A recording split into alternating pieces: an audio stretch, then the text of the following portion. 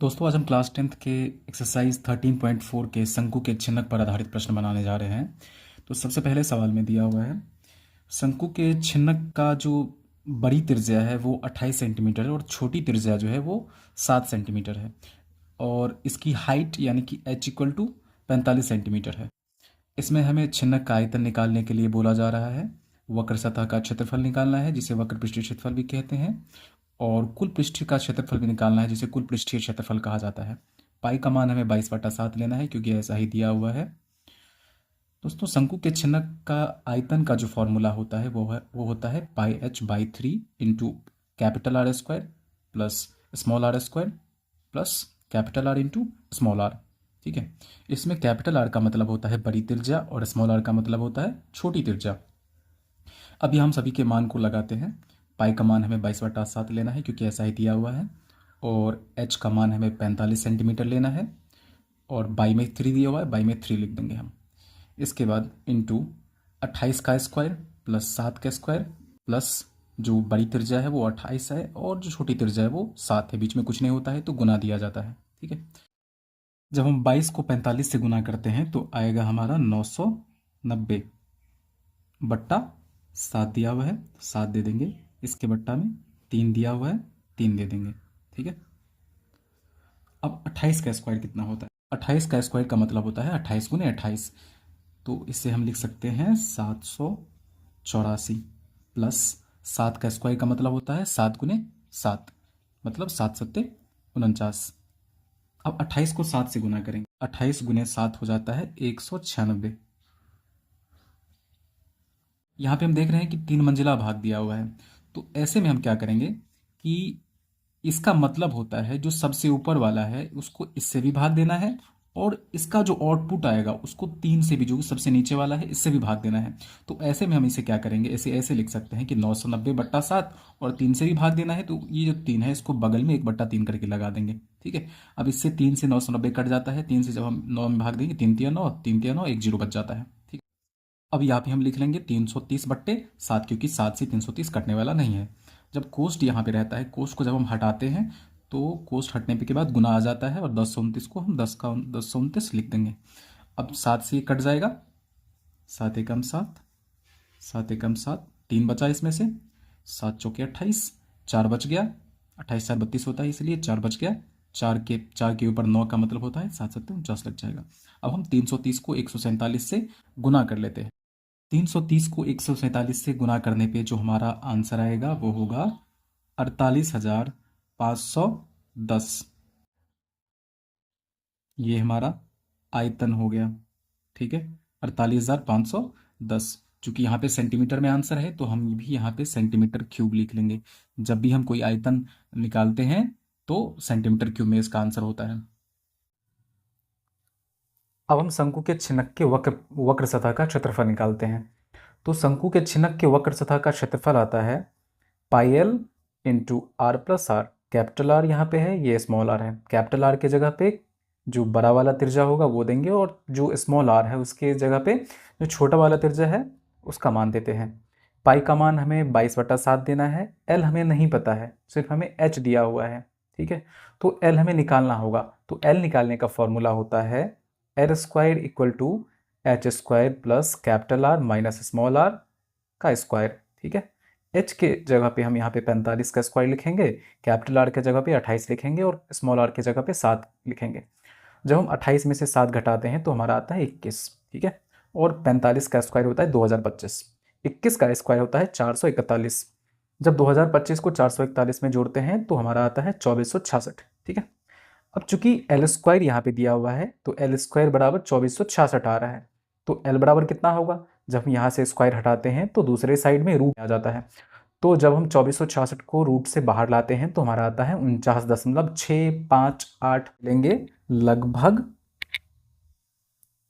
49.65 हम ले लेते हैं। ठीक है, इसे लिखने का सही तरीका है 49.66 यहाँ पे हमें करना होगा क्योंकि यहाँ पे तीसरे डिजिट पे जो है वो 8 है, यानी कि 5 से ज़्यादा है, तो यहाँ हमें 6 लिखना चाहिए। पर चूंकि यदि आप यहाँ 6 देंगे जो कि सही है, तो आपका आंसर जो आपके बुक में दिया हुआ है वो मैच नहीं करेगा। अगर आप चाहते हैं कि जो आपके बुक में उत्तर दिया हुआ है वो आपके उत्तर से मैच कर जाए, तो आपको यहाँ पे लिखना होगा 49.65, जैसे कि यहाँ पे मैंने लिखा हुआ है 49.65।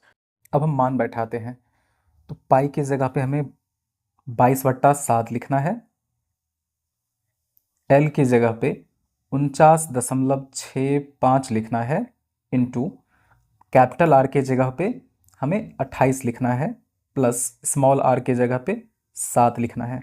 ठीक है, अब कैलकुलेशन करते हैं। 49.65 को जब हम गुना करते हैं 22 से, तो आता है 1092.3 बट्टे 7 है, तो वो हम 7 लिख देते हैं।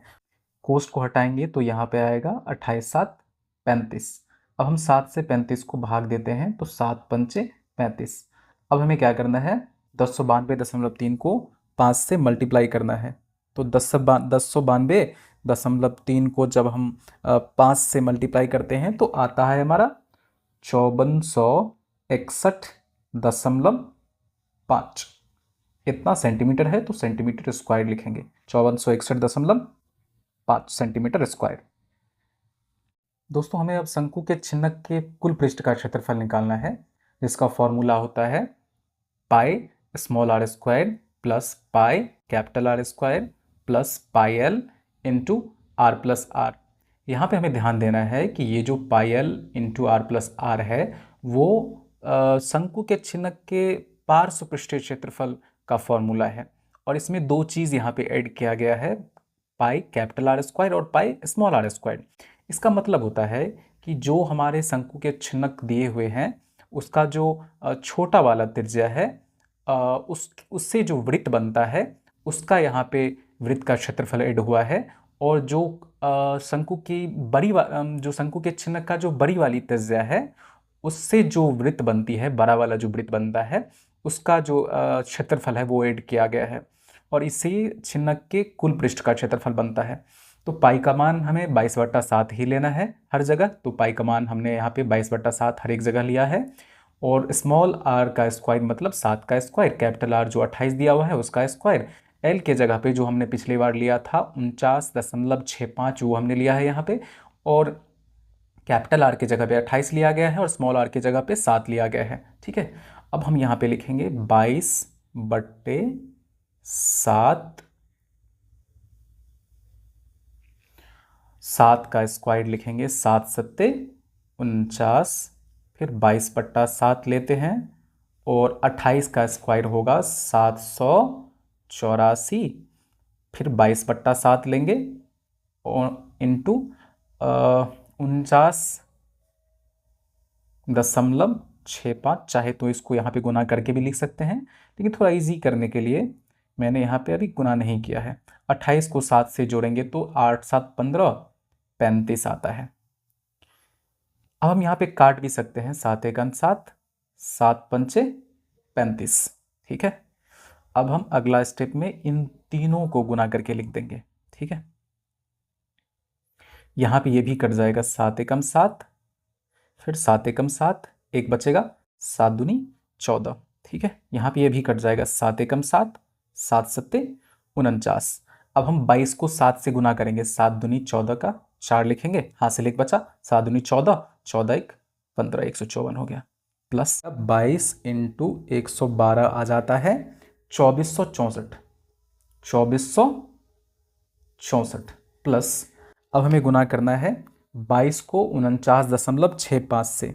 तो 22 को जब हम 49.65 से गुना करेंगे तो आएगा 1092.3। फिर इसको 5 से गुना करना है, वो हम अगले स्टेप में इसे गुना करेंगे। यहाँ पे 154 और 2464 को हम यहाँ पे जोड़ लेते हैं, तो 154 को जब हम जोड़ेंगे 2464 में तो हमारा आएगा 2618। कितना आएगा?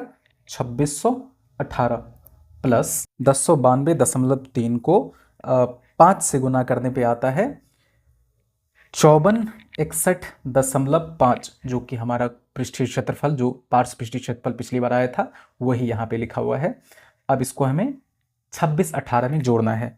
तो 2618 में इसे जोड़ने पे हमारा आ जाता है 8079.5 सेंटीमीटर स्क्वायर, और ये हमारा निकल के आ गया कुल पृष्ठीय क्षेत्रफल। अगर आपको इस सवाल को समझने में कोई दिक्कत आ रही है तो नीचे आप कमेंट बॉक्स में मुझसे पूछ सकते हैं, मैं आपको रिप्लाई ज़रूर कर दूंगा। ठीक है, अगर आपको ये वीडियो पसंद आई हो तो इसे लाइक भी कर दो और सब्सक्राइब भी कर दो, ताकि आगे जो भी सवाल आएंगे मैं सबके आंसर करूँगा और आपको नई नई वीडियोज़ की नोटिफिकेशन मिलती रहेंगी। ठीक है, मिलते हैं अगले वीडियो में।